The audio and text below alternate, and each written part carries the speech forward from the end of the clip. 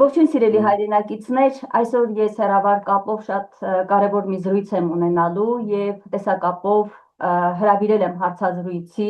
Թեոդոսիայի Սուրբ Սարգիս եկեղեցու եւ Կերճ քաղաքի հոգևոր հովիվ Տեր Զարե Քահանա Աշուրյանն է իմ հյուրը, օրհնեցեք Տեր Հայր եւ շնորհակալ եմ հարցազրույցի այս հնարավորության։ Աստված օգնի ձեզ։ Շնորհակալ եմ հրավերքի համար նաև ձեզ Արմենե ջան։ Տեր Հայր, քանի որ ձեզ հետ առաջին անգամ եմ զրուցում, ուզում եմ մի քիչ ավելի մենք հարցերին անդրադառնանք ավելի ընդգրկուն, ավելի խորքային։ Նկատի ունեմ, որ մեր հարցազրույցը կառաջարկեմ սկսել հետևյալից։ Հայ եկեղեցու դեմ բարեբուն իմաստով կարելի ասել պատերազմ է։ Ձեռնոց է նետել այս իշխանությունը մեր եկեղեցու դեմ եւ այս արշավը բավական խորքային է։ Կուզեմ, որ դուք տաք գնահատականը հետևյալ տեսանկյունից. ինչ է սա։ Սա աղանդավորական պայքար է մեր եկեղեցու դեմ, թե հայ եկեղեցու դեմ պայքարելով ինչ որ ուժեր արտաքին, գուցե ուժային կենտրոններ ու պետություններ Նիկոլ Փաշինյանի ՔՊ-ի այսօրվա իշխանության ձեռքով պայքար է մղում հայ ժողովրդի հայկական պետականության դեմ, թե սա ուղղակի անձերի պայքար է, ինչի հետ մենք ի վերջո գործ ունենք։ Մեր ժողովուրդը պետք է հասկանա, թե այս կռիվը ինչ կռիվ է։ Խնդրեմ, ներկայացրեք ձեր մեկնաբանությունը, լսում ենք ձեզ։ Մեծ հաշվով վերը նշված ձեր կողմից այդ բոլոր թվարկվածները համագումար այսպես միասին վերցրած այդ ամբողջը միասին է։ Ինչ որ հատուկ առանձին կետ առանձնացնենք այդտեղից եւ ասենք այս պատճառով է, mən կարծում եմ միամիտ կլինի, որովհետեւ բոլոր ձեր նշված պատճառները այդ պատերազմի, այդ հարձակումների հիմքում կան։ Եթե մաս մենք առաջ գնանք, մի բան է, բայց այդ ամբողջը մեկ անվան տակ, այսպես ասեմ, չարի պայքարն է, խավարի պայքարն է լույսի եւ արդարության դեմ։ Միշտ էլ ճշմարտությունը, միշտ էլ արդարությունը հալածվել է մեղավոր աշխարհում եւ այսօր էլ այս ամեն ինչի ականատեսն ենք մենք եւ պատահական չէ այն հալածանքների ուժգնությունը, որ այս վերջին օրերին ամիսներին մենք տեսնում ենք եկեղեցու դեմ, նախկինում էլ, այսինքն այս իշխանության կառավարման գլուխ անցնելուց սկսած քողարկված այսպես հալածանքներ եղել է, որոնց մասին եկեղեցին պատշաճ չի համարել բարձրաձայնի, որպեսզի հարաբերությունները ել ավելի չլարի մարդ իշխանության եւ եկեղեցու միջև այդ օղակների համագործակցություն կար այն ժամանակ, քիչ թե շատ, այսինքն կառավարության նիստերին միշտ մայրաթորից ներկայացուցիչ հոգեվորականներ էին մասնակցում տարբեր առիթներով, բայց ընթացքում այդ ամեն ինչը այսպես կամած աստիճանաբար զրոյացվեց, բերվեց զրոյական մակարդակի եւ հետո միանգամից արդեն ագրեսիվ հարձակում սկսվեց հայոց եկեղեցու եւ հայ հոգեվորականության դեմ Վեհափար Հայրապետի գլխավորությամբ։ Բնականաբար մենք բոլորս քաջ գիտակցում ենք այս ամեն ինչը հովանավորվում է նաեւ, այսինքն այս ամեն ինչի շահառուները ովքեր են։ Եթե ազնիվ լինենք, առաջի հերթին Թուրքիա, Ադրբեջան, որովհետև ամենայն հնարավորության դեպքում, ամեն առիթով իրենք այս հարցը բարձրացրել են միջազգային հարթակներում, որ հայ եկեղեցին եւ այլն, խոսում է Արցախի իրավունքից, ցեղասպանության պահանջատերն է եւ Պարզ է, որ այս ամեն ինչի շահառուն համարվում են այդ երկու հարևան պետությունները, որոնք թշնամական վերաբերմունք ունեն հայ ազգի եւ հայ եկեղեցու դեմ։ Հայի ինքնության դեմ պայքար է, հայի ինքնության դեմ պատերազմ է, հայի ոչնչացման դեմ հայ ցեղասպանելու հերթական ծրագրերից մեկն է։ Եթե մեզ մայր եկեղեցուց կտրեն եւ փորձեն այսպես սփյուռք առանձնացնել, մեկուսացնել հայրենիքից, պարզ է, ավելի հեշտ կհասնեն իրենց նպատակին։ Իսկ այստեղ պայքարը, որքան էլ որ հրապարակավ խոսույթներում իշխանականները իրանց գլխավորի ղեկավարությամբ խոսում են, թե իբրև իրենց պայքարը եկեղեցու դեմ չի, այլ հանուն եկեղեցու է։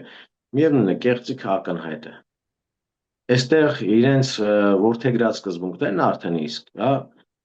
պարզ է դարձնում իրենց նպատակները։ Իրենք այն սխալ ընկալումն ունեն եւ ժողովուրդն այդպես են սովորեցնում, որ միջոցները նպատակ արդարացնում է միջոցներ, այսինքն ինչ միջոցով, բարեկարգում, բարենորոգում եւ այլ, ասես քաղցր խոսքերի տակ քողարկած թշնամանք, ատելություն եւ բռնություն են անում մարդիկ եկեղեցու եւ հոգեվորականների հանդեպ։ Վեհապարի անձը այստեղ թիրախավորվում է ոչ պատահական սկզբունքով։ Վեհապարի անձը այստեղ պարզ է, թե ինչու համար է թիրախավորվում, որովհետև վեհապարը լինելով եկեղեցու հոգևոր առաջնորդը, ամենայն հայոց կաթողիկոսը ինքն է համակարգում եկեղեցու աշխատանքները, ծառայության կերպը, ինքն է որպես համաշխարհային հեղինակություն մեր եկեղեցու դեմքը բարձրացնում տարբեր հարթակներով։ Մեր եկեղեցուն տարբեր հարթակով հավասիկ Շվեցիայի Բեռն քաղաքում համագումարը, որի ժամանակ խոսվեց նաև եւ բանաձև ընդունվեց Արցախայերին իրավունքի եւ նաև այնտեղ գտնվող մեր սրբավայրերի վերաբերյալ։ Ինչից հետո այդ ագրեսիվ հարձակումը եկեղեցու դեմ սկսվեց։ Եվ այստեղ վեհապարի անձը մի խումբ ասում է կարևոր չի, մի խումբ ասում է կարևոր է, բայց ես դրանք իրարից չեմ առանձնացնում։ Վեհապարի անձը այս հալածանքների կոնտեքստում չի կարելի առանձնացնել կամ անջատել եկեղեցուց։ Չի կարելի, ուղղակի, թե աստվածաբանական իմաստով, թե եկեղեցաբանական իմաստով հնարավոր չէ առանձնացնել վեհապարին եկեղեցուց։ Ասել, այ եկեղեցու դեմ չի, վեհապարի դեմ է։ Եւ հակառակը, չես կարող եկեղեցու դեմ պայքարել ու վեհապարին կամ մյուս հոգևորականների դեմ չպայքարես։ Երբ որ Դամասկոսի ճանապարհին Պողոս Առաքյալին, որը միջև այդ Սավուղ էր կամ Սողոս էր, Աստվածաշունչը այդպես է նկարագրում, հայտնվեց Քրիստոս, երկու անգամ անունը տալուց հետո ասեց հետևյալը. ինչու ես ինձ հալածում։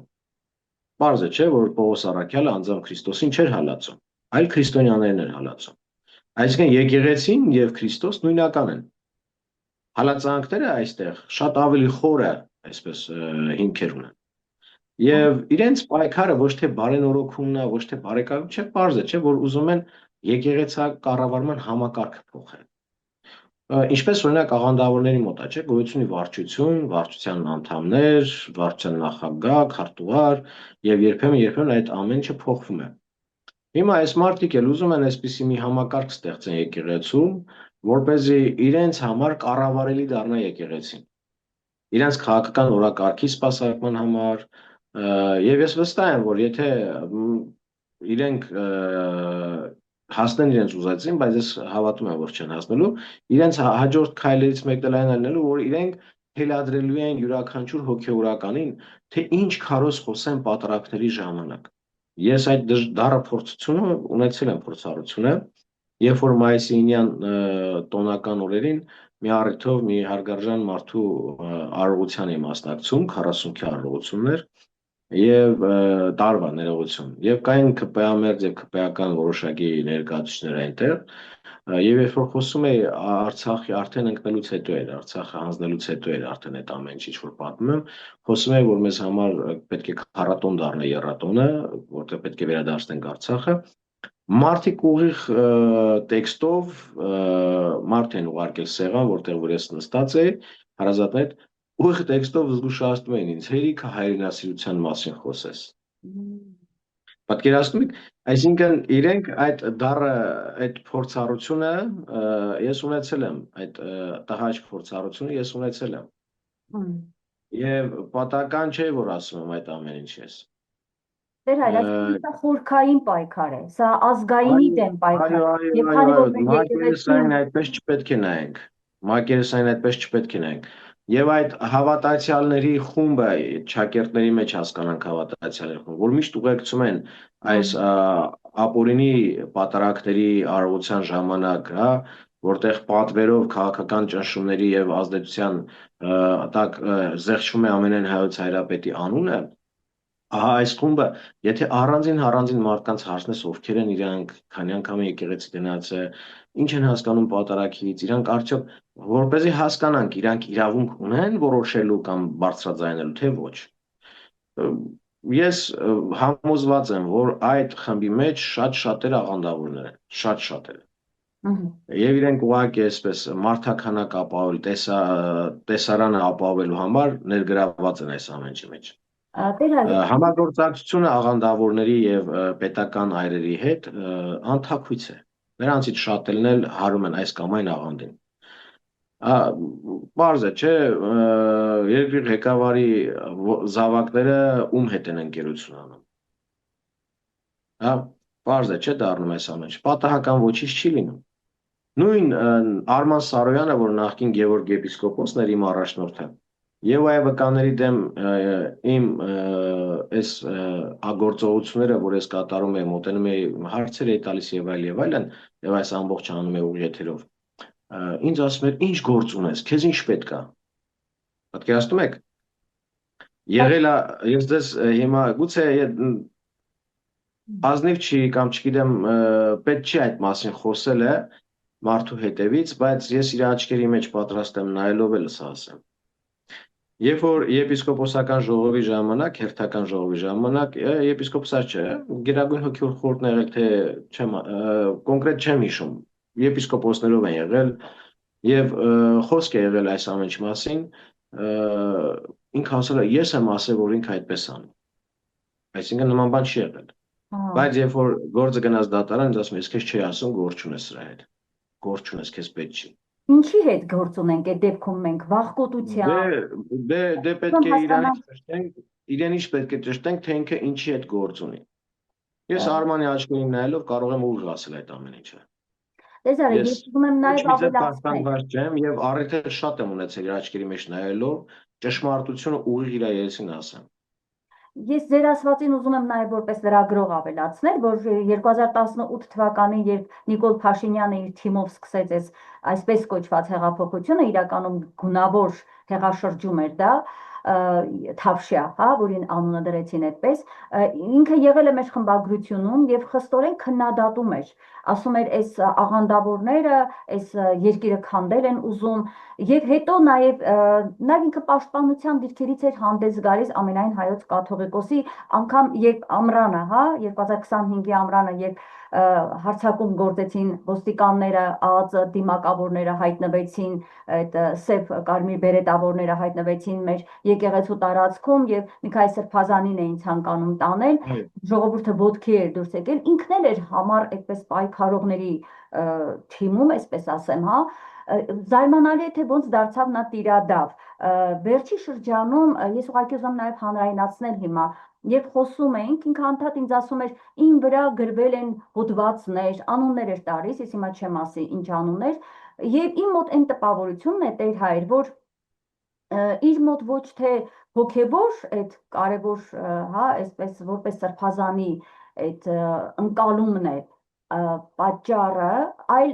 անձնական ինչ-որ վրեժխնդրություն կա, այսինքն անձնականի հենքի վրա է նա կանգնել այսօր Նիկոլ Փաշինյանի եւ այդ տիրադավների կողքին։ Ես դա որևէ չեմ հասկանում, եթե նա սրբազան չլիներ, գուցե ասեի, հա, դե մարդկային է, մարդկային մեղքերից մեկն է, հա, բայց նա սրբազան է եւ պետք է այդ անձնականից վեր կանգնի, բայց մենք տեսնում ենք, որ ինքը տրվում է այդ ինչ-որ փոքր ճղճիմ ինչ-որ բաների, հա, ես դա չեմ կարող։ Իրականում ինքը փոքրոքի մարդ է, շատ փոքրոքի մարդ, իրեն ճանաչելով եմ դա ասում ու այդ ամեն ինչի մասին կվստահեմ բոլորը։ Իր փոքրոքությունն այնքան է, որ ինքը պատրաստ է ամեն մարդու դեմ հայց ներկայացնել դա։ Բայց ես բարձ օրինակ բերեմ, Մասիսում, երբ որ ծառայում էի, իր հետ ժամանակ երկար եմ անցկացրել այդ ծառայության ընթացքում, ամբողջովին այնտեղ էի։ Եվ այսպիսի երևույթներ եմ ականատես եղել, երբ որ որևիցե կարիքավոր կամ ուրած կամ թեկուզ մտավոր խնդիրներ ունեցող մեկը եկեղեցու տարածքում աղմկում էր կամ իրեն պատշաճ չէր պահում ոնց որ պետք էր եկեղեցու ինքը միանգամից զանգեք ոստիկանություն թողան տանեն մինչդեռ կարելի էր այս մարդկանց հետ հայրաբար հոգևոր խնամք տանել եւ բերել այդ դաշտ որպեսզի մարդիկ գիտակցեին որ որտեղ են գտնվում ինչի համար են այդտեղ գտնվում ինքը անկառավարելի էմոցիաներ ունի անկառավարելի ինքը կարող է բղավել հիստերիկ ձևով եւ վերջում ծիծաղել շիզոֆրենիային հատուկ բաներ են դրանք ես բժիշկ չեմ ոչ մասնակից որպես այդ ամեն ինչը գնահատեմ բայց այն ինչ որ ես տեսել եմ դրա մասին կարող եմ խոսել ես չեմ ստում շատերը վատ են զգում իրենց, որ ես խոսում եմ, բայց եթե սուտ կխոսեմ, թող հակադարձեն։ Ես փաստերով կապացուցեմ։ Դե իսկապես այդ փաստերը ակնհայտ են Գևորգ Սրբազանի պարագայում, ակնհայտ են։ Իր հոգեբանական վիճակի մասին անգամ ես Ամերիկայում եղած ժամանակ եմ իմացել, որ իրեն հովություն է հանձնվել այնտեղ։ Համայնքը այնքան է բողոքել այդ մարդուց, որ ստիպված են եղել իրեն հոգեբուժարան տանեն։ Բայց ինքը, երբ որ այդ մասին իմացել է, շատ արագ փախել է Ամերիկայից։ Որովհետև համայնքը անընդհատ նամակներով եւ ոչ թե այսպես կամայական, այլ իրական փաստերով հիմնավորված պնդել է, որ այս մարդը հոգեկան լուրջ խնդիրներ ունի, իրենով պետք է զբաղվեն մասնագետները։ Եվ նա ստիպված եղել Ամերիկայից փախնել։ Եվ ես դա իմացա Նյու Յորքում, երբ որ գնացել եմ վիրահատության, մի քանի հոգուց եմ լսել այս պատմությունը։ Մեկից եթե լսած լինեի, միգուցե կասկածեի։ Ինչ վերաբերում է այս վերջերս ինքը չեմ հիշում, հայկական ժամանակում էր, Սիվիկում էր, թե որտեղ է իր կարգալուծությանից հետո փորձում էր արդարացնել, թե ինչու ինքը դատի տվել Մայրաթոր Սուրբ Էջմիածին եւ այլն, ինքը տեսեք ինչ համացություն է, ասում է Պողոս Առաքյալն էլ դատի տվեց։ Այդ նույն բանը ձեզ վստահեցնում եմ, բառացի, տառացի, դատարանում, երբ որ ես խոսել եմ աղանդավորներ եւ այ վկաների հետ դատարանում էի, երբ որ ես խոսում եմ դատի տալու իրենց ոչ քրիստոնեական եւ ոչ պատշաճ վերաբերմունքը, այսինքն որտեւ վերջը դատի տալու կարիք անհրաժեշտություն մենք չունենք, եթե կարանք մենք միասին երկխոսենք եւ այլն։ Եթե ծանր հանցագործությունը կամ երբեմն մարդիկ անգամ ներել են իրենց դեմ ամենածանր մեղք գործող քրիստոնեական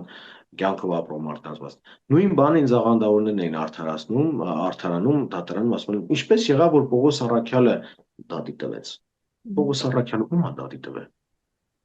Պողոս Առաքյալին ինչ եք մանիպուլացնում աստվածաշնչյան ճշմարտություն, ինչ եք ստում, կեղծում։ Ստի հայրը սատանան է։ Պողոս Առաքյալին էին դատում, ձերբակալել են եւ դատում են, եւ Պողոս Առաքյալն ասաց, ես պահանջում եմ կայսեր դատը,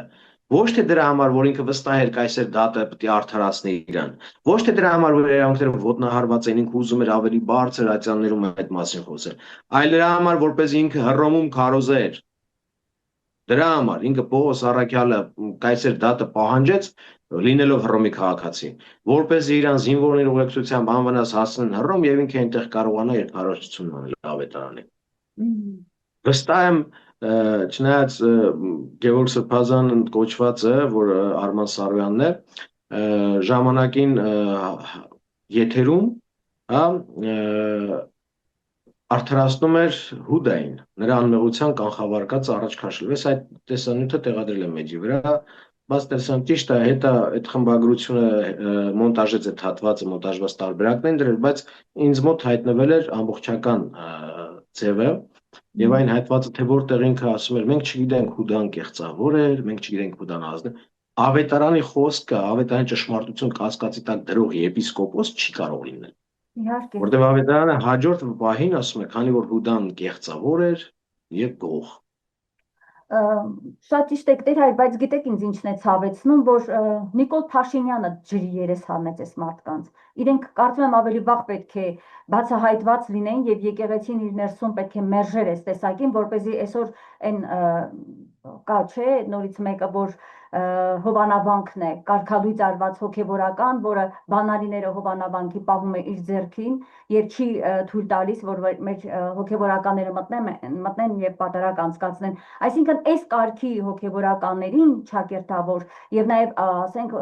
Վազգեն Միրզախանյան անունով Սրբազանին, որը գիտեմ, տեղյակ եմ, որ աղանդավորների հետ եւս բավական լավ ակտիվ համագործակցել է դեռ 90-ական թվականներին աղանդավորներին տալով տեղեկատվություն, կամ ով է Նավասարդ Կտյոյանը, որը ժողովրդի մոտ չհարգված հոգևորական է եւ նրա նկատմամբ չհարգանքը ակամա տարածվել է նաեւ եկեղեցու վրա եւ այսպես շարունակ, հա, եւ ես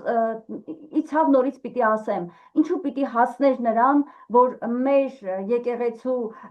դեմ պայքարողները, արտաքին ուժերը եւ ներքին այս հուդաները օգտվեին այս ներքին խժդժություններից եւ այս Ուդան մարդը էլ, չէ ուդան կանգնած էլ, դոկտոր Նիկոլի կողքին Փաշինյանի ուդան էլ կողքին Քրիստոսի հետ 3 տարի քայլեց, 3 տարի։ Տեսավ բոլոր հրաշքները Քրիստոսի կողմից գործված։ Տեսավ այն զարմանալի եւ հրաշալի երևույթները, որոնք Քրիստոս իրականացնում էր, բայց վերջում դավաճանեց։ Եվ առաքյալներից ոչ ոք չէր կասկածում Հուդայի ազնվությունը, միջև որ դավաճանություն եղավ։ Այո, չարը այդպես է գործում։ Ինքը քողարկում է իր ինքնությունը։ Ինքը քողարկում է իրով լինելը եւ այսպես նրբորեն սողոսկում է քո կյանքից ներս վստահությունը շահելով վստահություն եւ դա մի օրվա ծրագիր չէր կամ մի բայ դա երկար ժամանակվա նախապատրաստության ընթացք է 18 թվականից հետո այս մարդիկ ովքեր որ անգամ անձնական հողի վրա հա այսպես վիրավորված էին նեղված էին նեղացած էին հա եւ հիմնականում ձեզ ասեմ պատճառը կամայական չի թող ինձ ներված լինի Վեհապար Հայրապետը խստապահանջ է հոգևորականներիս հանդեպ մեր ծառայության եւ այլն եւ շատ ժամանակ շատերի մոտ այդ դա նորից եմ ասում ոչ թե նրա համար որ Վեհապար Հայրապետը ուզում է խիստ երևա իրապես ցավում էր սիրտը շատ է ցավում իր սիրտը թե մեր ազգի համար եւ թե մեր եկեղեցու համար եւ ամեն ինչ անում է մեր ինքնության համար թե բացված հայոց հաստաններն են դրա մասին վկայում թե ժամանակ կառուցված ու հիմնված համայնքներն ու եկեղեցիներն են դրա մասին վկայում թե Հայաստանից ներս թե Սփյուռքում ինչ վիճակով ինքը ժառանգեց կաթողիկոսական գահը եւ ուր հասցրեց այն այս ամեն ինչի մասին անգամ Գևորգ եպիսկոպոս Սարոյանը նախկին Արմանը ֆիլմ էր նկարել հա հրավիրել էր մասնագետների լրագրողների ֆիլմ էր նկարել եւ իմ մոտ էլ այսպես իրեն լավ զգալով ասում ես եմ նախաձեռնել այս նկարահանում բան այս ֆիլմի հա պատկերացնում եք այս տեսակ մարդիկ որոնք որ տարիներ շարունակ ցույց են տվել թե իբրև իրենք մայրաթորի համար ազգի եւ պետականության համար այսպես պայքարողներ են իրենք պարզ էր որ ի սկզբանե արդեն իրանց ворտնած հոգեբանությամբ եւ փչացած հոգեով այն թաքնված վիրուսներին, որոնք պիտի պայմանների, հա, նպաստավոր պայմանների դեպքում բացահայտվեն։ Եվ այդպես Նիկոլ Փաշինյանը եղավ այդ իր կառավարությամբ իր թիմով, եղավ այդ նպաստավոր պայմանը, որ մեր միջի այդ թաքնված, քողարկված հիվանդությունները ինքնաբացահայտվեն, գլուխ բարձրացնեն։ Եվ բնական է, որ եկեղեցին ինքը կենդանի մարմին է, այնտեղ ամբողջ բջիջների նկատմամբ, այսպես ասեմ, հա, անդամների նկատմամբ վերահսկողություն իրականացնելը երբեմն շատ դժվար է։ Եվ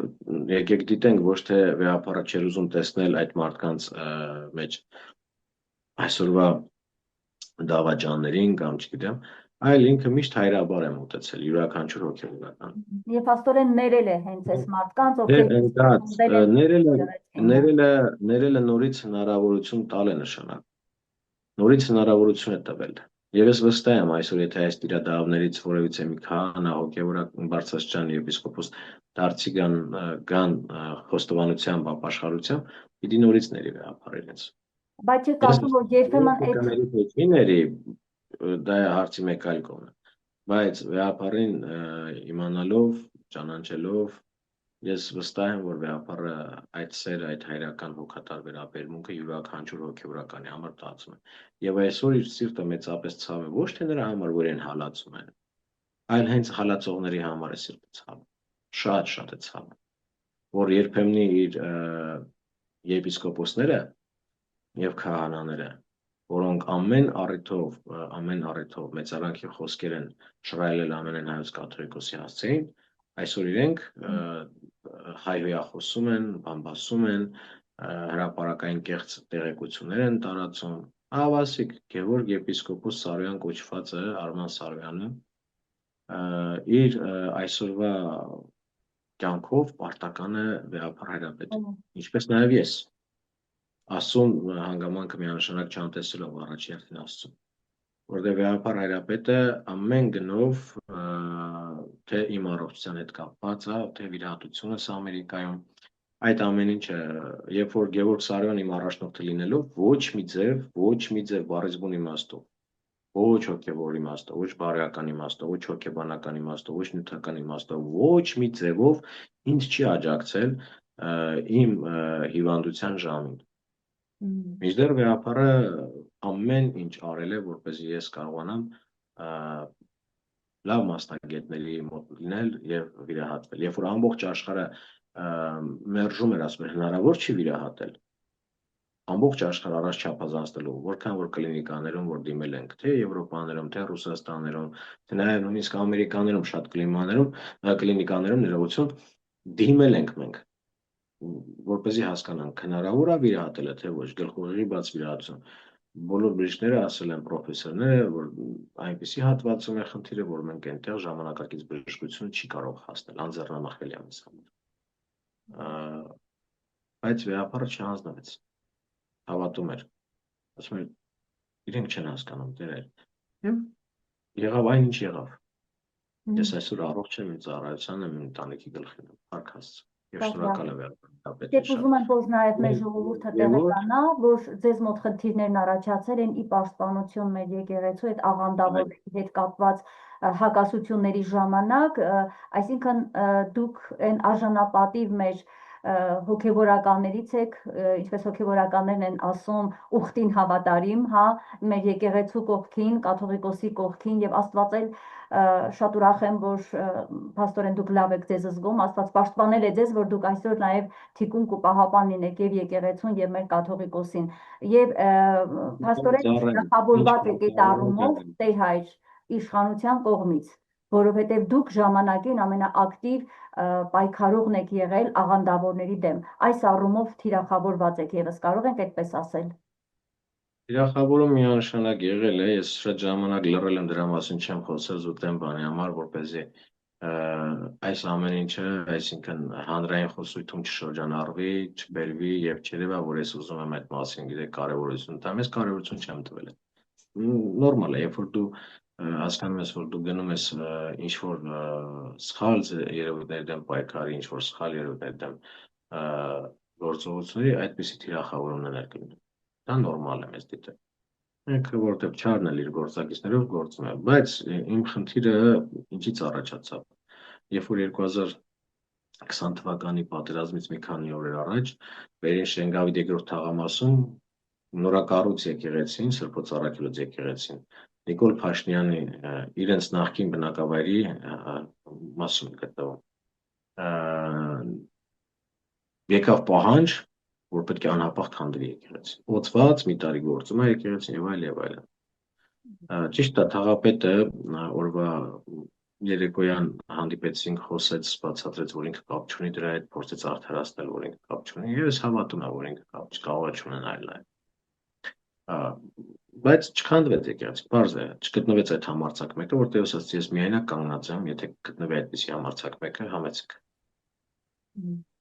Ինչևից է, այս դեպքին հաջորդեց, որ հաջորդ օրը նույն օրվա մեջ երկու անգամ ինսուլտ ունեցավ, հարված ստացա, պարզվեց արդեն պատերազմը սկսվում, ես հիվանդանոցում էի, որ պատերազմը սկսվեց այնտեղ, եւ այսպես շարունակվեց, եւ վերջին ինսուլտը հենց Արման Սարոյանի հորաքրոջ ամուսնու հուղարկավորության ժամանակ, երբ որ վերջում կրանում են գերեզմանով ակնքում ենք հուղարկավորության, կրանալու ժամանակ նորից ինսուլտ ինձ խփեց եւ ես ուղղակի ցավալին այն է, որ երբ որ իրանք այդ ամեն ինչից հետո փոխարինից հիվանդանոց տարան, վերեցին, թողեցին տուն եւ գնացին։ Անհոգի մարդկանց վերաբերում եւ չհետաքրքրվեց որևիցե թե ոնց եմ ինձ զգում։ Մինչդեռ դա պատճառ դարձրեց, որ ինքը ինձ մասից տեղափոխի ուրիշ համայնք։ Եվ սկսեց տարածել լուրեր, թե իբրև ինձ համար դժվար է Արտաշատից գալ Մասիս, ընդհանուր 15 րոպեվա ճանապարհ էր։ Իմ առողջական պայմաններից ելնելով տանը մոտիկ գտնվելու համար տեղափոխում եմ, բայց ինքը ուրիշ ծրագիր ուներ։ Պարզ է, հայտնի է։ Եվ այդպես մասի թե համայնքում, թե քաղաքապետարանում, թե ընկերների մեջ այդպիսի կեղծ լուրեր էր տարածում, թեև ես եմ խնդրել, որ ինձ տեղափոխեն, որովհետև ես ինձ լավ չեմ զգում։ Այսինքն ծրագիրը ազատվել ձեր նման հոգևորականից։ Ես կարծում եմ այո, որովհետև երբ որ ինքը խոսում էր տեքստերի մասին, նախապես գրված տեքստերի մասին, իբրև թե իր կարգալության տեքստը նախապես գրված է եղել եւ այլն կամ որից ես ուզում եմ իրեն հիշեցնեմ, թե ինքը ինչ տեքստ էր նախապես գրել եւ ստիպել էր հոգեվորականներին իր եպիսկոպոսական հանգամանքը օգտագործելով, որպեսզի նրանք ստորագրեին այդ թղթի տակ մի ուրիշ հոգեվորականի մասին։ Հա, այսինքն ինքը նախապես տեքստ գրել էր եւ ստիպել էր իմ առաջի ընդդիմությունս դրան էր, որ ես իր այդ առիթ ունեցա խոսելու ասացի, որ դա բարոյական չէ, որ մնաց քրիստոնեական լինի, որ մնաց մարդկային լինի։ Մարդիկ հոգեվորականները, որ այդ առաջին են սկսնում, քո հանգամանքը օգտագործելով առաջնորդական ստիպես, որպեսզի իրենք թուղթ ստորագրեն մի ուրիշ հոգեվորականի դեմ։ Ու ձեզ ասեմ, մանրամասները չպիտի մտնեմ, չպիտի բարձրացնեմ, դա անձնական կյանքին վերաբերող հարցեր են։ Այս մարդը, այս հոգևորականը, որին որ ես շատ հարգում սիրում եմ եւ միշտ որպես ընկեր իրեն ընդունել եմ եւ այսօր էլ ընդունում եմ, խնդիր էր ունեցել, որի մասին վեհապարը իմացել էր, խոսել էին, ազնիվ խոստովանել էր, վեհապարը իրան հնարավորություն էր տվել, առիթ էր տվել, որտեղ ամեն խնդիր ունեցողին հեռացնել եկեղեցուց դա շատ վատ է։ Եվ այս մարդը չէր համակերպվում, որովհետև այս խնդիրը առնչվում էր իր մտերիմի ազգականի հետ, ընտանեկան հարց էր այսպես։ Եվ ինքը այսպես ամեն գնով փորձում էր կարգալուծանել։ Եվ հետո իմ մոտ էլ մի առիթով գլուխ է գոված է, որ ինքը այն եպիսկոպոսն է, որը ամենաշատ հոգևորական կարգալուծանողն է եղել եւ այլն։ Հիշեցնեմ իրեն, թե ինչպես 18 թվականին, ներողություն, 2008 թվականին մարտի 1-ի դեպքերը այդ ժամանակ էր, եթե չեմ սխալվում։ Ամբողջ մի լսարան ինքը փակել տվեց ճեմարան։ Երբ որ ճեմարանցիները դժգոհել էին իր կամեական պատիժների, չգիտեմ, ինքը որտեղ գնում է լարվածություն է մտցնում, խաղաղություն չկա այդ մարդու։ Որտեղ գնում է լարվածություն, որտեղ գնում է ինտրիգներ, վեճեր եւ այլ, ինքը այդ միջավայրում էր լավ զգում։ Ջուրը պղտորում է, որպես իրավով լինելը չերևա։ Եվ 4-րդ կուրսի ամբողջ ուսանողները եւ մյուս կուրսերի ուսանողները Սևանի Վազգեն հոգևոր որոշում են գիշերով ոտքով ելնեն կան մայրաթոր, ներկայացնեն վեհապարին, թե ինչ է տեղի ունենում ճեմարան։ Այս մարդը Մկրտիչ Սրբազանից հետո է նշանակվել որպես այնտեղ տեսուչ։ Մկրտիչ Սրբազան ժամանակ սեր, եղբայրասիրություն, խաղաղություն, երջանիկ ուսանողական կյանք են ունեցել։ Իր ժամանակ իր կամայական խստությունների, չհիմնավորված պատիժների եւ այլ։ Դուրս էր գալիս Միջանցք, բղավում էր, հա, մաքրույներին ու շատ, այսպես, շատ տհաճ ձևով ուսանողների վրա հիստերիկ ձևով, այսպես լաչար ղժղժալով եւ այս մարդու դեմ այն ժամանակ դեռ ինքը աբեղա էր, ես ուսանող չեմ եղել այդ ժամանակ, դրանից հետո ընդունվեց երկրորդ անգամ ճեմարան։ Ուրեմն մի ամբողջ կուրսի ինքը հեռացնել տվեց, ինչու որովհետեւ ճանապարհին փակել էր տղաների առաջը, խոսք էր տվել, երդվածել էր, որ ամեն ինչ լավ կլինի, կշտկվի, խոսեն, իրար հասկանան եւ տղաներին վերադարձրել էր գրեթե տղաները Սևան քաղաք էին հասել թերակղզուց, վերադարձնում է ճեմարան, որ առավոտյան ամեն բան կարգավորվի, խնդիր չի լինի, միայն թե հնարավորություն տան իրան եւ այլն, եւ առավոտ միջև տղաները վերադառնան ճեմարան, ինքը գալիս է մայրաթոր եւ վեհապարին լրիվ ուրիշ բան է ներկայացնում, որ իր դեմ բունտ են անում, իր դեմ խստություններ, եւ այն ժամանակ քաղաքական պայքար էլ կար, չէ՞, կապում էր այդ պայքարի հետ, որ կազմակերպված է այնտեղից եւ տարբեր բաներ։ Պատկերացնում եք, ինչքան սուտ կար խոսել էր։ Եվ ինքը փորձել էր ցույց տալ, որ իրեն այս պահին անարդարացիորեն հալածում են ուսանողները, չեն ընդունում իրեն, դրա համար ինքը պահանջում է խստություն ունի եւ այլն, եւ դա դիսցիպլինա է կոչվում եւ հասավ նրան, որ մի ամբողջ կուրս փակվեց ճեմում, 4-րդ կուրսը, ավագ կուրսը որպես պատիժ։ Մի քանի հոգի հետ նստեցին, այսինքն մի կուրս ցածր նստեցին առայլ 4-րդ կուրսից, բայց ընդհանուր 4-րդ կուրսը փակվեց։ Ահա այսպիսի մարդու մասին ենք մենք խոսում։ Դեր Այսպիսի այն մարդու ներկայացրեցիք դուք, ես հիմա մտածում եմ այդ լուրը, որ տարածվեց, որ կարգալույծ է արվել Գևորգ Սրբազանը, այլևս Արման Սարոյանի մասին ենք մենք խոսում, շատ մարդիկ գրում էին Facebook-յան էջերում արժանի է։ Այսինքն ոչինչ հենց այնպես չի լինում։ Ես դեռ ուրիշ բան ասեմ։ Մասիսու մարդիկ կային, որ անգամ այս առիթով կրակ էին վառել, որ խորոված անեն։ Ինչ եք ասում, Ես անկեղծ եմ առաջ ամեն ինչ չափազանց։ գնահատվում է տեղին, փաստորեն, այո։ Միան, տեսեք, դուք ասում եք զավթել են այս ոչ Ստյոպան Ստեփան Ասատրյան, մենք իրան Ստյոպիկ ենք ասում չեմ անում։ Ոչ Արմոնը ու ոչ որևէ մի տիրադավ ինքը առանց այսօրվա իշխանության հովանավորության, առանց այսօրվա ուժայինների հովանավորության իրենք չէին կարող անգամ եկեղեցու դուռ բացեն կամ փակեն։ Իրանք տղամարդկություն իրաց չի բավարարում։ Իրանք այսօր հալածյալի քողով են, հա, ծածկված ու ասում են մեր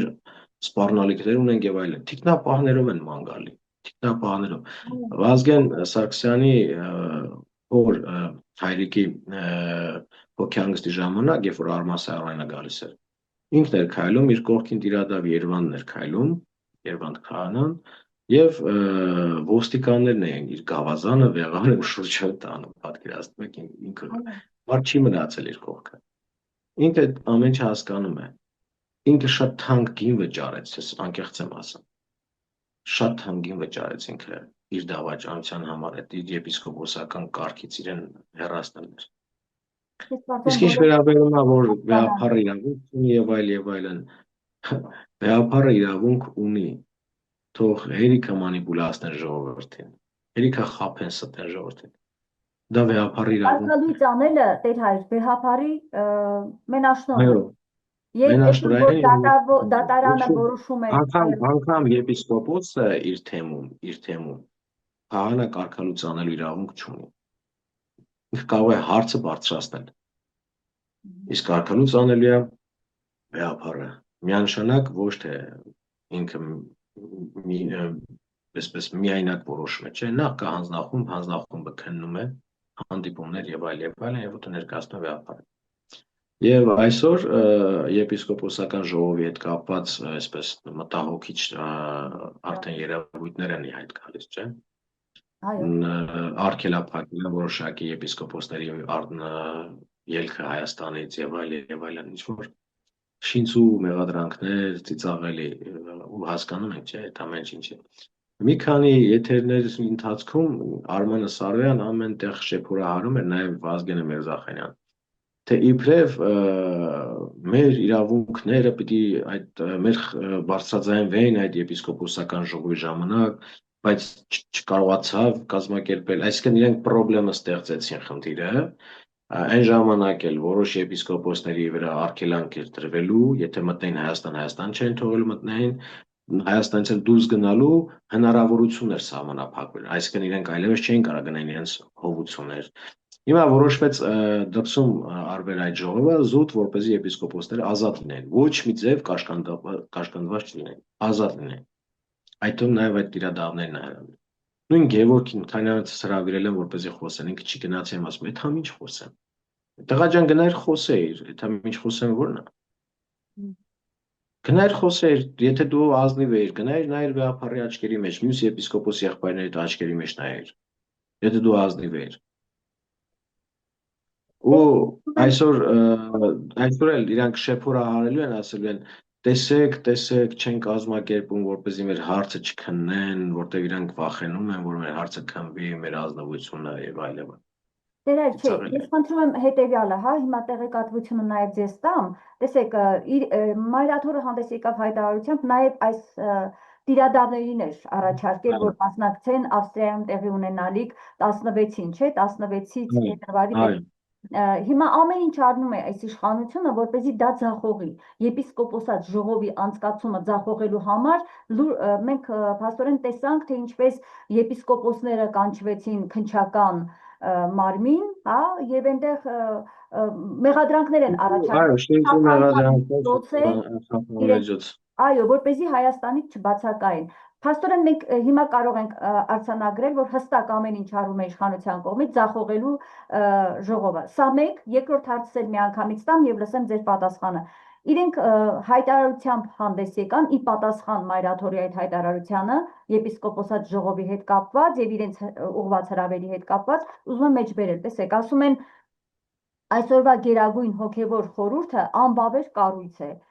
Քանզի այն ընտրվել է 2017 թվականի եկեղեցական ներկայացուցչական ժողովի կողմից 4 տարի ժամկետով, որի գործունեությունը ավարտվել է 2021-ին։ Դրանից հետո անդամների հեռացումներն ու լրացումները կատարվել են ամենայն հայոց կաթողիկոսի գահը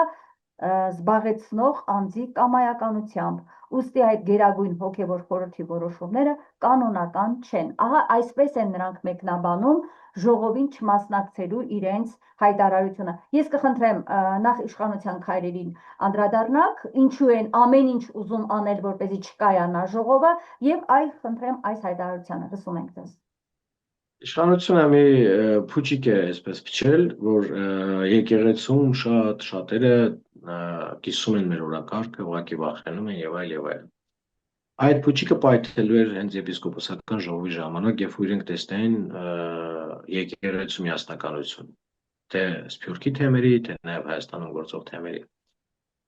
Եվ իրենք ամեն գնով հիմա փորձելու են, որպեսզի չեղարկվի այդ ժողովը, չկայանա այդ ժողովը, որպեսզի այդ իրենց փուչիկը կեղծիքը սուտը չբացահայտվի։ Մեկ, երկրորդ, իրենց ձեռք չի տալիս եպիսկոպոսական ժողովի մեծամասնությունը, զգալի մեծամասնության այդ որոշումը ձեռք չի տալու։ Որ իսկ արդեն բարձր չէ, եպիսկոպոսական ժողովը իր դիրքորոշում կարող է արտահայտել, եթե իրենք չեն կիսում այսօր օրակարգ, իրենք վախենում են, որ եպիսկոպոսական ժողովը որոշումներ կընդունի կամ հայտարարությամբ հանդես կգա եւ դա բարձրագույն մարմինն է, ասենց ասեմ, եկեղեցու ազգային եկեղեցական ժողովից հետո։ Եվ իրենք զգուշանում են դրանից, բնականաբար, որովհետև իրենց կեղծիքն ու սուտը կբացահայտվի հենց այդ ժողովի կայացմամբ։ Մեկ, եւ ինչ վերաբերվում է այդ տիրադավների բացատրությանը կամ այսպես չգիտեմ, մեկնաբանությանը, թե ինչ չեն մասնակցում, ծիծաղելի։ Այդ տիրադավներից շատերը այդ գերագույն հոգևոր խորհրդի անդամներ են եղել։ Դեպքում ինչպես են իրանք այդ ժամանակ խորհրդի անդամ։ Ինչպես են այդ ժամանակ իրանք որոշումներ կայացնում։ Զգում եք, չէ՞, որ ամեն ինչ եսի եւ անձնականի դաշտ է տեղափոխվում երբեմն։ Եվ ես վստահ եմ, այս իրենց տեքստերը գրվում է, իրենց ձեռքը տրվում է, իրենք առանց անգամ դրանք վիճարկելու ստորագրում են։ Այդ իրավունքներ չունեն վիճարկելու։ Եվ այդ մարդիկ գերի են այսօր Նիկոլ Փաշինյանի վարչարության, այսպես ասեմ, իր համակարգի կառավարման եւ այլ ոստիկանների եւ մյուսների ձեռքի գերի են, առիզգուն իմաստով։ Իրենց պետք է ազատագրել։ Իրենց պետք է ազատագրել կարգալուց հռչակելով։ Երբ որ իրենք կարգալուց են հռչակում, այլևս իրենք առիթ կունենան, ասեն, դե մենք էլ եպիսկոպոս չենք, մեզ չեք կարող օգտագործել, խնդրում եմ թողեք գնանք։ Այդ դեպքում երևի Նիկոլ Փաշինյանն էլ իրենք այլևս պետք չեն լինի։ Պետք էին որպես սրբազաններ, բայց եթե իրենց Նիկոլ Փաշինյանի հաշվարկն այն էր, որ միանգամից այդքան եպիսկոպոս, եթե դուրս գան ինչ-որ բան խոսեն, ժողովրդի մեջ գուցե եւ հոգեվորականության մեջ, եւ իրենք էլ այդպես համոզել են Նիկոլին, որ Նիկոլ Փաշինյանին, որ պետք է մեր քահանաները կմիանան մեզ, Գևորգ եպիսկոպոս Սարոյանի, Արման Սարոյանի թեմից, քանի քահանա միացավ։ 2 քահանա, մի վարդապետ։ Քանի քահանայից, բայց 23-ից։ Պատկերացնում եք։ Այսօր մարդիկ ազատ շունչ են քաշում հայ Ռուբենի նշանակում, ուրախ են, երջանիկ են, չէին տեսել, որ առաջնորդ հայցելի համայնքցու։ Ամեն համայնքցու առաջնորդի հայցելության ժամանակ լարվածություն էր, որովհետև պետք է ոչ թե հայրական խոսք, ոչ թե ջերմություն, ոչ թե սեր, ոչ թե օրդություն, այլ չէինք ուզում, որ ինքը հայցելեր մեզ։ Չէինք ուզում, որովհետև կոպիտ դիտողություններ էր անում հավատացյալ տատիկներին անգամ։ Ինչ։ Գալիս տեսնում են դե գլխաշորը դրած, ասում ինչ է գլխաշորը դրեն դե թող իրենք առնեն եկեղեցուց։ Հավաքել էր տալիս գլխաշորը։ Աշխարհում տարածված երևույթ է սա, երբ որ եկեղեցի ես մտնում, կամ գոգնոց կամ գլխաշոր է լինում, որպեսզի մարդիկ, ովքեր որ պատրաստ չեն այդ պահին, բայց Աստված իրենց մղել է եկեղեցի, իրենք իրենց ձեռքի տակ, վայ, միօշնական հավատացյալներն ունեն իրենց գլխաշորերը, բայց մարդիկ կան, որ գալիս են եւ չգիտեն։ Հավաքեք, որպեսզի գլխաշորերը ինքը վաճառի։ Քանի որ այդ գլխաշորերը ինքնարժեքից, այսինքն 300 դրամ, 3000-ով վաճառում էր, ասած ասեմ, հա։ 10 անգամ ավել է ինքնարժեքից վաճառում։ Թող հակակոռուպցիոնը մի հատ իրան քնն էլի, եթե այդքան ազնիվ են։ Երբ որ իշխանությունը փոխվի կգան իր զեղծարարությունները, հակակոռուպցիոնը մի հատ քանի հաստիք ենք ունեցել եւ քանիսն են այդ հաստիկով աշխատել։ Հակակոռուպցիոնը մի հատ քանի տեսնի, երբ որ ինքը քահանաներից հավաքում էր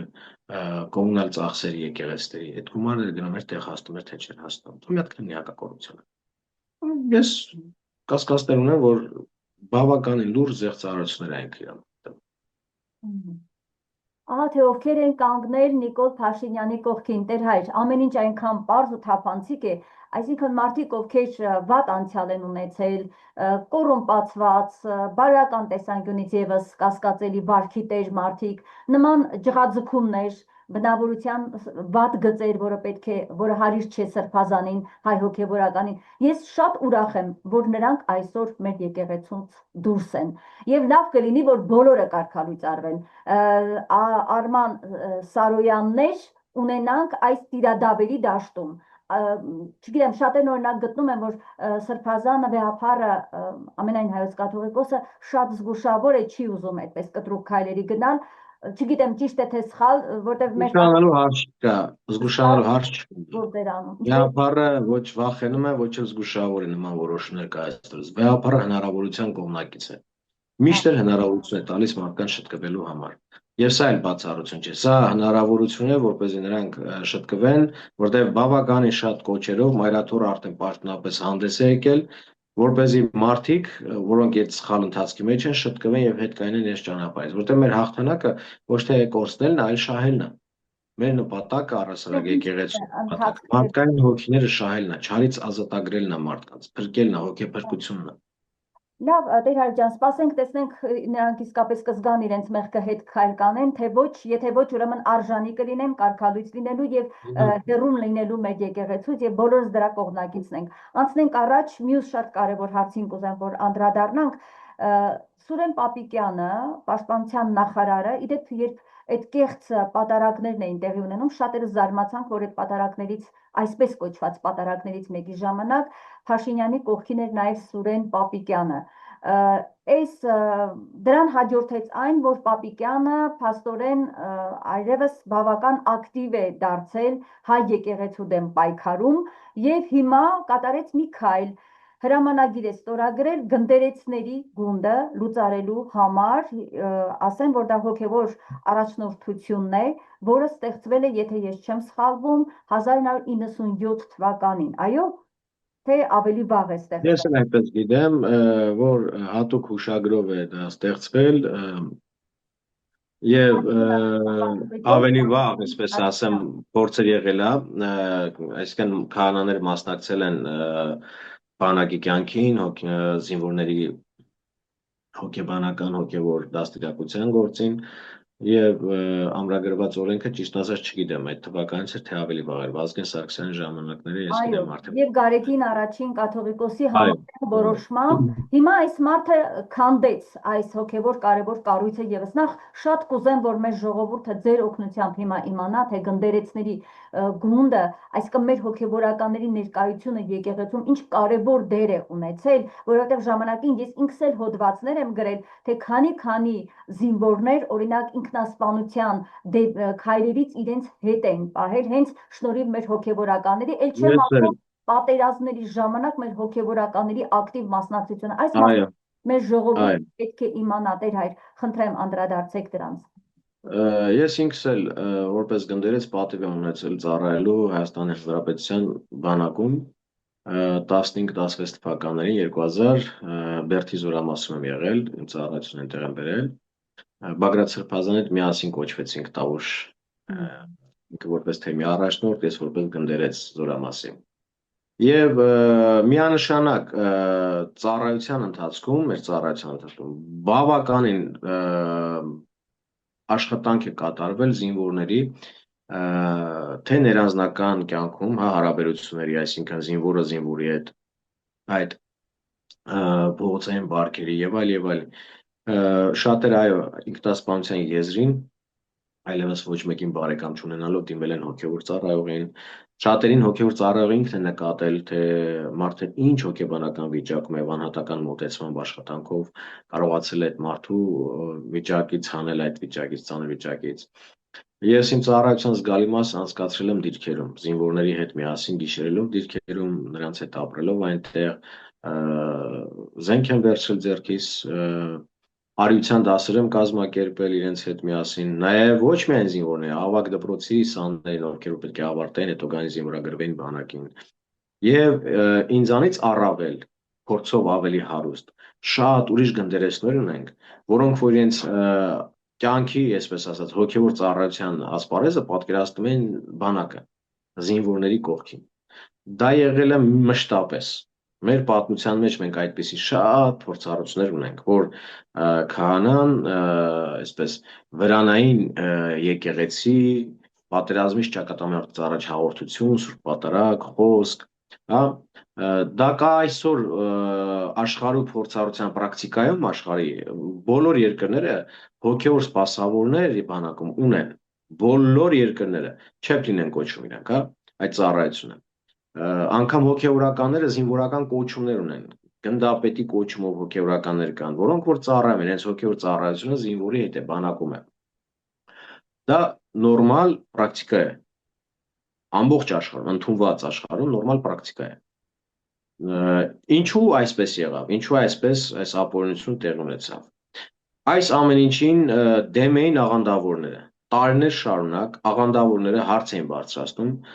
ինչու մենք չենք կարող բանակում լինել, հա? Ինչու մենք չենք կարող, լավ, ոչ բոլորն են հայ առաքելական եկեղեցու հետևորդ։ Բա մենք այնտեղ չլինենք, մեր զավակների հոգևոր խնամքը չտանենք, այսպես իրանք կամ մեր հոտի հոգևոր խնամքը չտանենք։ Այս հարցը մշտապես բարձրաձայնվել է։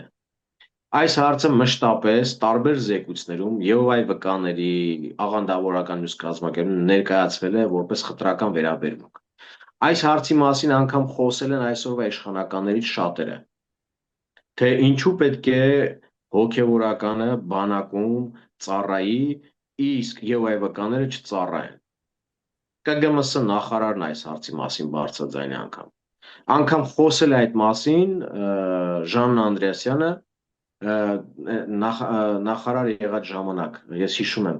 որ պետք է մենք վերանայենք մեր վերաբերմունքը եւ այլն, իրանք կարող են նաեւ ազգային անվտանգությունում աշխատել։ Պարզվե չէ, այս քամիները որտեղից են փչում։ Եվ սա այս վերջին հալածանքները առիթ դարձավ մեր հոգևորականների վկայությունները կա, թե ինչպես են բարձրաստիճան զինվորականներ, գեներալներ, կորպուսի հրամանատարներ եւ այլ պաշտոններ զբաղեցնողներ ճնշումներ գործադրել գնդերեսների վրա, որպեսզի ուրանան իրենց եկեղեցին եւ միաբանեն տիրադավներին։ Հասկանալի է, չէ՞։ Այս ամեն ինչը այս կոնտեքստում է։ Եվ ես վստահ եմ, մեր զինվորները իդեմս գնդերեսների ոչ միայն հոգևորական, այլ ավակ ընկեր, եղբայր, բարեկամ, որի հետ կարող են իրենց հոգու ամենախորը թաքուն գաղտնիքներով կիսվեին ու չմտածեն, որ վաղը դա կարող է օգտագործվել իրենց դեմ։ Մեր զոհված գնդերեցները, մեր զոհված հոգևորականները, սարկավակները, անհայտ կորած մեր հայրսուրբ հայր Մկրտիչը, Նարեկ Սարգսակը, Ռուստամը եւ մյուսները պատկերացնում եք ինչերի միջով են անցել։ Ռուսաստանի հայոց թեմից, Նախիջևանի հայոց թեմից բավականին հոգևորականներ այդ օրերին եկան Հայաստան եւ կոչվեցին միանգամից գնացին առաջնագից։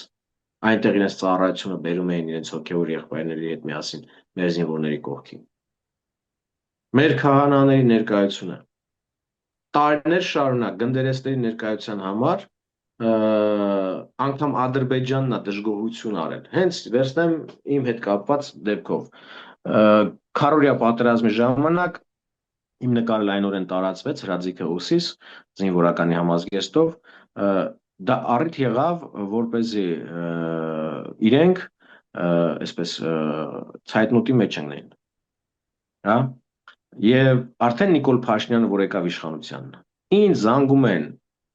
Պաշտպանության նախարարությունից եւ ասում են այդ նկարը պետք է հեռացվի համացանցից, որովհետեւ մեզ մեղադրում են ադրբեջանցը, որ մենք կրոնական պատերազմ ենք հրահրում։ Պատկերացնում եք, ծիծաղելի ցել անցել է արդեն սահմանը։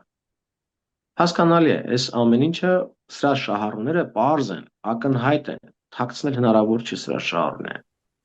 Այսինքն գնդերեցների դեմ կայացված գունդը լուծարելու որոշումը ուղղակիորեն կապված է եւ աշխարհքաղաքական այս զարգացումների հետ Ադրբեջանի Այո, Փաշազադեի հայտարարություններն էլ լավ հիշում ենք, հա, եւ աղանդավորական կառույցի ստացվում է հետեւյալը, որ մեր եկեղեցուն հեռացնում են բանակից, հայկական բանակից հեռացնում են հայ հոգեվորականին, տեղը հաստատ բերելու են ինչ որ կասկածելի այսպես կոչված կրոնական կառույցների աղանդավորական ուղղակիորեն ասեմ, գուցեև չբերեն, դա ես չեմ կարող ասել, որ իրենք բերելու են աղանդավորին։ Գուցեև չբերեն, այս մարդիկ գուցե ընդհանրապես իրանց վաղն էլ գան բանակի լուծարմանը։ Մենք տեսանք, չէ, բանակի ինչ վիճակի հասցրեցին։ Վաստակաշատ հրամանատարների մեկուսացրեցին, հեռացրեցին բանակից, կորպուսներ լուծարեցին։ Ինստիտուցիոնալ իմաստով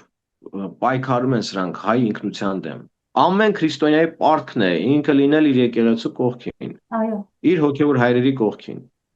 Մենք ինչպես որ իրենց կողքին են եղել տարիներ շարունակ եւ ենք, թե իրենց տխրության, դժբախտության պահին, թե իրենց ուրախության ժամանակ, այդպես նաեւ իրենք պետք է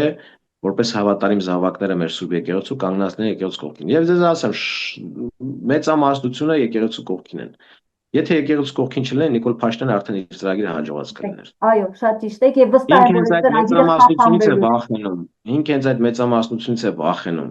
Այո։ Ինքը գնում է ճղճիմ քայլերի, ինքը հոգևորականներին ճնշելով, մեկուսացնելով, ձեռ մոռացել է ախր մենք ճնշումների մեջ ավելի ենք հզորանում։ Եկեղեցուն պետք չի ճնշել, եթե ուզում ես քանդես, պետք է փափկություն ստեղծես եկեղեցուն, որպեսզի մարդիկ մոռանան իրենց հավատքը, իրենց աղոթքը եւ այլն։ Դա զավեշտի հասնող բան է։ Ադամանդը ինչպես է ձևավորվում։ Այո, Տեր այր ձախողելու է, իսկապես ինչպես հաճախ են ասում, նրա ատամները ջարդվելու են այստեղ, հա, մեր հզոր եկեղեցում հանդիպելով եւ մեր ժողովրդի միասնությանը, այնպես չէ որ այստեղ չկա միասնություն, կա հզոր միասնություն եւ մենք քանիցս մայրաթոռում տեսել ենք դա։ Ես ուզում եմ նաեւ եզրափակենք մեր հարցազրույցը, հետեւյալ նաեւ տեղեկատվությունն եմ ուզում տալ, փետրվարի 2-ից, այսինքն այսօր եւ վաղը, փետրվարի 2-ին եւ 3-ին Միացյալ Նահանգներում Վաշինգտոնում կայանում է միջազգային կրոնական ազատության գագաթաժողովը։ Այս մասին երեկ նաև տեղեկացրեց Արամ Վարդևանյանը, փաստաբան, ով մասնակցելու է ելույթ է ունենալու եւ ներկայացնելու է այն իրավիճակը, որն այսօր տեղի է ունենում Հայաստանում, երբ սրբազաններ են բանտված, երբ կալանավորված է ազգային բարերարը, Սամվել Կարապետյանը եկեղեցու կողքին կանգնելու համար եւ ինչպես են այս մարդիկ հալածում ճնշումներ գործադրում ամենայն հայոց կաթողիկոսի նկատմամբ, ձեր նման ազնիվ հայրենասեր նվիրյալ հոգևորականների նկատմամբ ամբողջ իրավիճակը ներկայացվելու է Տեր հայր։ Եվ նաև ուզում եմ ձեզ տեղեկացնել, որ մեծ բանակ կա փաստաբանների, ազգային գործիչների, նվիրյալների Սփյուռքում, որոնք միավորվել են ի պաշտպանություն հայ եկեղեցու։ Հիմա մենք ունենք մեծ բանակ, այսպես ասած, եւ Հայաստանում դա հայ հավատավոր ժողովուրդն է եւ նաեւ դրսում։ Իդեպ օտարները քիչ չեն, բավական օտար նաև մարդիկ են եւ Ռուսաստանից, եւ Միացյալ Նահանգներից, եւ Գերմանիայից, որոնք կանգնած են մեր ժողովրդի կողքին, քրիստոնեության դեմ ուղղվող հայ քրիստոնյաների դեմ ուղղվող, փաստորեն մեր երկրի ներսում մեր դեմ ուղղվող այս պայքարին մեզ աջակից լինելու համար։ Ինչ կասեք որպես վերջաբան, որտեղ սա բավական հուսադրող է, որ մենք մեծ թիմ ենք կազմում եւ պարզապես պետք է մենք միասնաբար գործենք ու հաղթելու ենք հաստատ։ Ես կուզեմ որպես վերջաբան ձեր խոսքը լսել եւ դրանով ավարտենք մեր այսօրվա հարցազրույցը, խնդրեմ։ Այդ տեղեկությունը ես չունեի եւ շատ ուրախալի տեղեկություն է, որ այս հնարավորությունը կա, որպեսզի բարձրաձայնվի այս ամենի մասին։ Ես հիշում եմ Եվայի վկաները պետդեպարտամենտում իմ հարցն էին բարձրաձայնել, հա։ Այդ մակարդակի վրա իմ հարցը բարձրաձայնել էին որպես իրենց կրոնական ազատության խոչընդոտող եւ այլն։ Ինչևից է։ Ուզում եմ իմանալ կհերիքի համարձակությունը Նիկոլ Փաշինյանի եւ իր թիմակիցների, իր գաղափարակիցների պայքարել Եվայի վկաների դեմ, ովքեր որ ապացուցված ազգային դավաճանությամբ են զբաղված, պետական դավաճանությամբ։ Ես դա ապացուցել եմ դատարանում։ Ուզում եմ իմանալ իր համարձակությունը կհերիքի մորմոնների դեմ պայքարում, մյուս աղանդավորական կազմակերպությունների դեմ պայքարում։ Այ եթե իր համարձակությունը հերիքի իրենց դեմ պայքարում, գուցե մտածեմ ես մարդը ազնիվ մտածում մեր ազգի մեր պետականության համար։ Չի հերիքի համարձակությունը, որտեղ իր տերերը իրեն դա թույլ չեն տա։ Խոշորաշով հույս ունենք, որ միջազգային հանրությունը, համապատասխան կառույցները պիտի արձագանքեն այս անդադար 7 եւ ավելի ամիսներ շարունակվող ագրեսիվ եկեղեցի հալած քաղաքականությանը։ Պիտի արձագանքեն, պատշաճ գնահատական պիտի տան։ Բայց որքանով դա իրենց վրա կազդի։ Ես չեմ կարող ասել, որտեղ մարդկանցից չեն ամաչում, աստծո չեն վախենում այս մարդիկ։ Միջազգային կառույցների շատ կարևոր է ամեն մեկի արձագանքը, ամեն մի միջազգային կառույցի արձագանք, ամեն մի մտահոգ մարդու արձագանք շատ կարևոր է։ Որովհետև երբ որ մարդիկ չեն արձագանքում, այս մարդիկ ասում են, երբեմն մարդիկ առն համարում, սրանք ասում են, եթե այդպես չի, թող ապացուցեն, որ այդպես չի։ Այսինքն իրանք ծիծաղելի է, մեղադրանք են բերում հրապարակ, հետո ասում են ապացուցեք, որ այդպես չի։ Փոխարեն իրանք ապացուցեն, որ տենց է։ Վեհապարին մեղադրում են պետական դավաճանության մեջ եւ ասում են թող ապացուցի, որ այդպես չի։ Դուք ապացուցեք, որ տենց է։ Քրեական հանցանք եք վերագրել վեհապարին։ Այո։ Եվ դա չի արել, չգիտեմ, այսպես անգրագետ, անկիրթ, անգրագետ մի քիչ կոպիտ կավանջ ներողություն, անկիրթ մեկը, որ տեղյակ չի օրենքներին, ծանոթ չի օրենքներին, չգիտի ամեն խոսքը ինչ ազդեցություն կարող ունենա մարդու վրա կամ կառույցի վրա, հա, թարել է պետության ղեկավարը եւ մտածված, եւ դա այսօր անում են Արման Սարոյանների նման շատերը, հա, երբ որ Civic իրենց հրավիրումը կամ հայկական ժամանակը դարձել են, բան այսպես, այդ ուղակի բաժան մասը Civic հայկական ժամանակ հմեք, Civic հայկական ժամանակ հմեք, մեկ ինչ մի հատ էլ կար այսպես, հա, գնել, որ այնտեղ հաճախակի խոսում են դերասան տղական, հա, այդ հարթակի վրա են իրանք մնացել։ Շեշտը գիտեք ինչի վրա են դնում, պետության դեմ, եկեղեցին պետության դեմ չի, տղաներ ջան, եթե իհարկե չեք վիրավորում այդ արտահայտությունից, կարող է ձեր համար դա մի քիչ խորթ է, ամեն դեպքում պետության դեմ չի պայքարը, իշխանության սխալ քաղաքականության դեմ, որդեգրած, ազգակցության, եկեղեցի բլած քաղաքականության դեմ, պետության դեմ ոչ ոք չի պայքարում։ Եկեղեցուց պետականամետ կառույց չի եղել պատմության մեջ, չկա հիմա էլ։ Ամենաազգային, ամենապետականամետ կառույցն է։ Վստահ եմ, պիտի արդարությունը հաղթի։ Ես էլ եմ դրանում համոզված, դրա մասին եմ փաստում նաև մեր ժողովրդի համախմբումը եւ նաև քաղաքական ուժերի, ինչը ուրախացնող է, տարբեր հարցերում կարող է իրար դեմ լինեն, միակ հարցը եկեղեցին է, մեր ազգային ինքնության պահպանության հարցն է, որի շուրջ անգամ տարբեր գաղափարական տարակարծություններ ունեցող քաղաքական ուժերը միավորված են։ Շնորհակալ եմ Տեր Հայր այս շատ հետաքրքիր բովանդակալի զրույցի համար։ Ինձ մնում է վերհիշեցնեմ իմ հեռուստադիտողներին, որ տեսակապով ես զրուցում էի